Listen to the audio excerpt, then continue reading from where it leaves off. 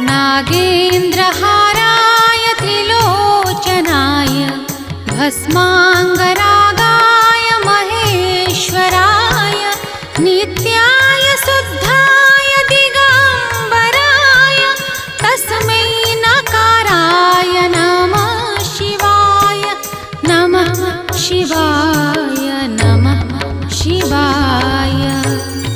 जाहांकर कंठ देशरे सर्पहार, जाहांकर तीनोटी नेत्र, जाहांकर सारा देहरे भस्म बा विभूति अनुलेपित, 10 दिग जाहांकर वस्त्र स्वरूप अर्थात जे उलग्न सेही शुद्ध अविनाशी नकार स्वरूप शिवंकु मु नमस्कार करुछि।